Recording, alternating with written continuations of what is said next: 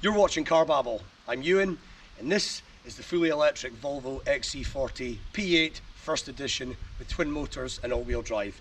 And in this video, I'm going to tell you everything you need to know about it so you can decide whether this small, posh electric SUV should be on your shopping list in an increasingly crowded segment. And if you enjoy my banter, don't forget to like and subscribe and hit the notification bell because there's much more coming up on the channel. So buckle up and let's get into it.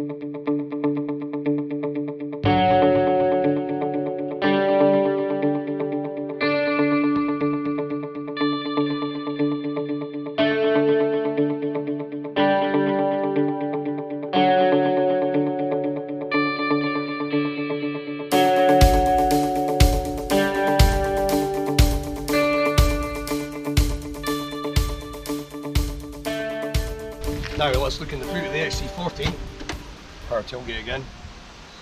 413 litres, which is slightly down on the internal combustion engine version of this car, but it's still a useful shape and size. It's very square, you've got tie down points, you've got a 12-volt socket, a couple of LED lights, and yes, there's some padding in here that is not part of this car, but this person that I borrowed this car from, yeah, they had this in there and it was an absolute nightmare to actually take it out, and I don't have much time in this car, so don't give me any heat about it, please.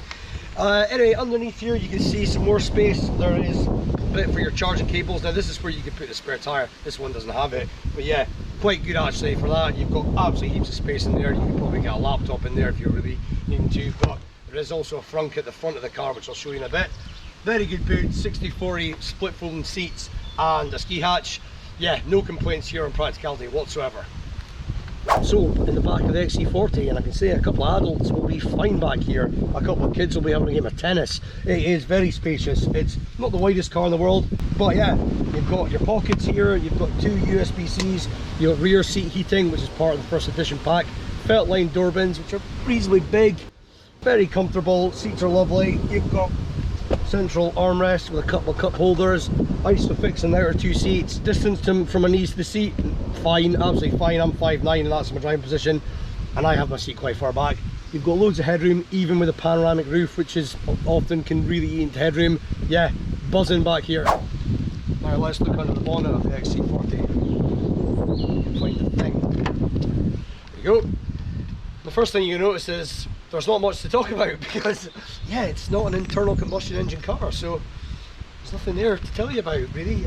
You've got obviously motors driving the front and rear axles, that's where you're getting your all-wheel drive. But yeah, there's a frunk, that's basically it. 31 litres for that, so if you put that together with the 413 litres in the boot, plus the underfloor storage of where the tyre would be, you've actually got quite a lot of little spaces there. And then you've got your water jets fillers, which are nowhere near as exciting to talk about as Skoda ones, so we'll just leave that there. Yeah, that's the bonnet. So we're up front in the XC40, and like every other Volvo I've ever been in, it's a really nice place to sit. What I love about Volvos is they use the same design throughout all their cars, so it doesn't matter which model you go for, they all look the same, and I think that's a good thing because they set the bar high on that, and therefore if you're buying a cheaper, lower spec Volvo, you don't feel like you're getting shortchanged. So I like that about Volvos. But the driving position, as usual, very comfortable. These seats, Napa leather in the first edition, and very soft and squidgy. Elbows sit really nicely to hold the wheel. The wheel is actually thicker than Volvos I've been in before, so that's interesting. Even in the S90 it's not as thick as this, so they've changed that. The buttons are not piano black anymore.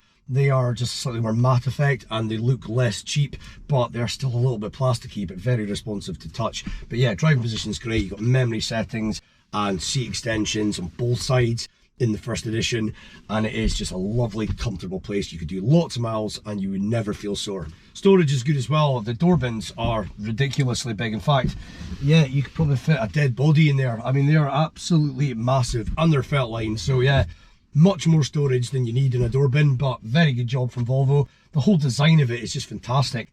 And yeah, you've got your two cup holders with teeth, and one slightly deeper than the other, so you will fit just about any bottom there, I guarantee it.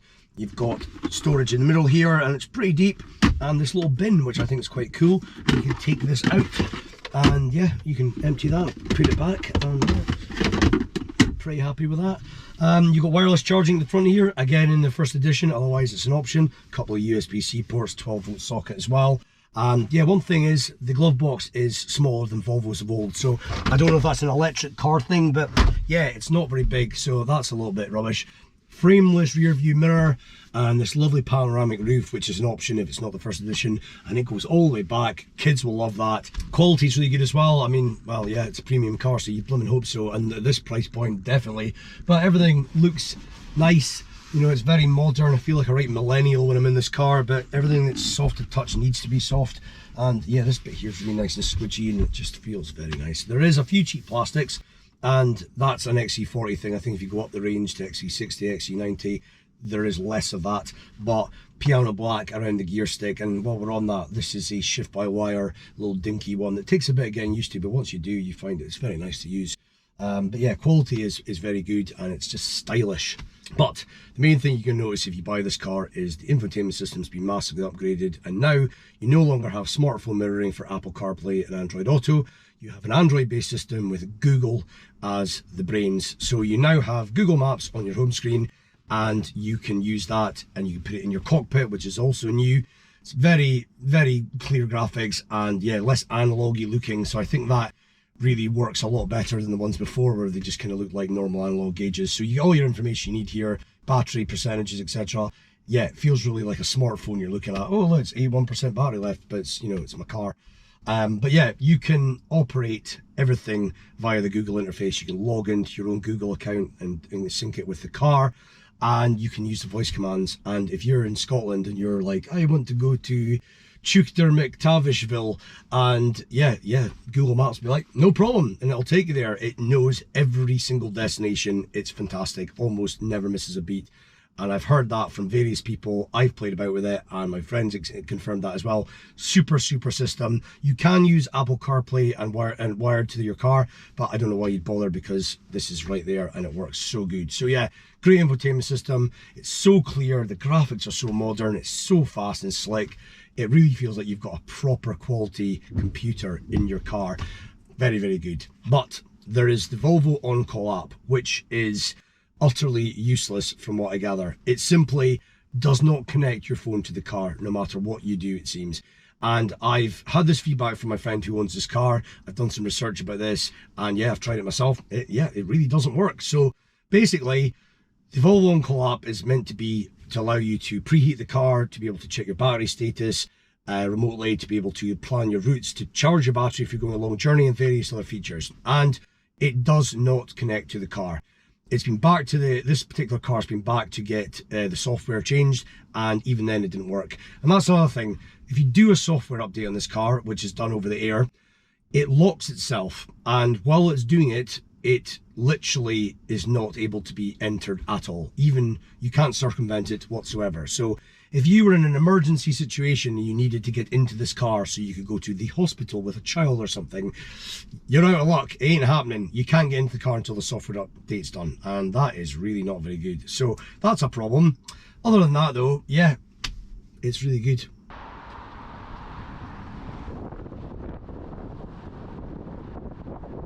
So let's talk price, because this ain't a cheap car. You're looking anywhere from 45 to 60 grand, depending whether you get the single or dual motor, or what spec you go for. Now this is the first edition with the twin motor, so you've got all the toys, all the options pretty much ticked on this, and you've got all-wheel drive, which means you're looking at about 60 grand. If you go for the base spec one, you're probably starting around 45 grand for the single motor. But performance will vary massively depending whether you go for the single or the dual motor. And with the single motor, which is front wheel drive, you're still going to get 0 to 60 in 7.4 seconds. And yeah, it's got 221 PS, 330 Newton meters of torque. Yeah, it's probably quick enough for most people. But if you go for the dual motor with all-wheel drive, you're getting 408 PS and 660 Newton meters of torque, which is absolutely bonkers, and that will do 0 to 60 in 4.7 seconds. Yeah, it's back-breakingly quick, and unfortunately, it's not even the quickest EV out there, but it's stupidly fast, and you will never need more power than this. Overtaking people is a bit of a joke, it's that easy. This is a really fast car, really fast.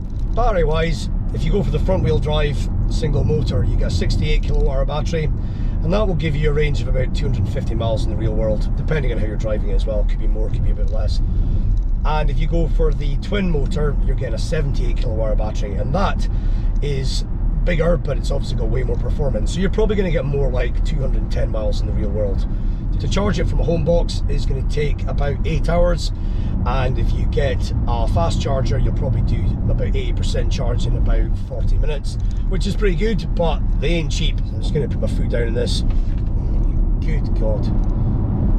There's just no need for this car to be this fast, but that's EVs for you, isn't it? They're just unnecessarily fast these days. And I just do wonder why they don't just make them less powerful and somehow make that equate to more range, because most people would prefer that. But I'm not complaining when I'm driving this thing, because it is a lot of fun and it is just so much quicker than you need a Volvo to ever be. It's a pretty comfortable car from a suspension point of view. I wouldn't say it's like serene, you know, but it's not going to have you feeling like you've got a sore bottom going over potholes. Handling, it's alright. It's an SUV at the end of the day, and yeah, it's a very heavy car with all the batteries, so when you try to take a corner at speed, you're going to definitely notice the weight shifting. So I wouldn't really encourage that. I would save your thrills for a straight when you can literally just put your foot down and, you know, basically go back in time. Steering's alright. It's not hugely feelsome, but it's good enough. I'm not going, oh yeah, where's the wheels going? You know, it doesn't feel like that. It's decent. Acoustics are really good as well. I don't hear any real noise. Whoa, jeepers, the car just braked there when I was going around a corner like you thought it was going to crash. That's not great. There was nothing there, it was just a bush. I was turning. Something else I like about Volvos is their safety tech. As good as it is and as reliable as it is, it never really misses a beat, to be honest, other than there where I went around a corner and it thought a bush was something I was going to hit and it slammed the brakes on. But yeah, other than that, it's very good. And unlike other products, especially Japanese and Korean products, it doesn't give you beeps and bongs every 5 seconds about something that you might be doing wrong. I just like that it's there for you, but it's not intrusive enough to be a pain in the arse. So if you're looking for a posh small EV, well, you might also be looking at a Tesla Model Y, which has got more range and more performance than this, which is hard to imagine, as do some other posh EVs actually, but that's definitely one that stands out. You've also got a BMW iX3 and a Mercedes EQA and a Jaguar I-Pace and a Volkswagen ID4, a Q4 e-tron Audi. I mean, there's just loads of them. The segment is very crowded, and it's a popular segment because small SUVs are a very good sized car for a lot of people. But you will not get the level of safety tech that you get in this in any of those for the money. Visibility is good. You've got this nice frameless rear view mirror, and yeah, you can see really well. You can also, in true Volvo fashion, knock down the back seat headrest so you get even better visibility. But yeah, visibility is excellent. I've got no problems with that at all. And because you've got this nice pan roof, it just feels like you can see everything. Something else I like about Volvos is they integrate the water jets for your windows into the wipers, so they just kind of massage the windows with water and they don't waste heaps of water spraying over the car behind you. Really quite like that. I'm just going to put my foot down one more time for fun. I mean, your kids are going to absolutely cack themselves when you do that. I remember once driving an Audi RS6 when I washed cars for Audi, and this is like 20 years ago almost, and it did 0 to 60 in about 5.6 seconds, and that was the fastest estate in the world at the time. That's almost a second slower than this. I mean, EVs have massively changed the game, and it is just ridiculous to think that a car that's meant to just be a Volvo, a safe car to get you from A to B in comfort, really safely, is able to do that kind of performance. And even at that, there's EVs that can do way better than that. I mean, I'm struggling to think what else you really need in a posh EV, unless you're wanting a bigger one with more space and practicality, which Volvo will soon offer you, I'm sure. But really, it does everything. It's got oodles of performance, more than you'll ever really need.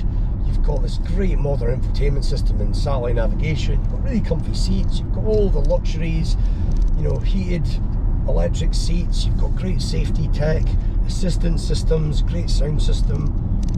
I'm trying to think what else you could really get from a car, to be honest.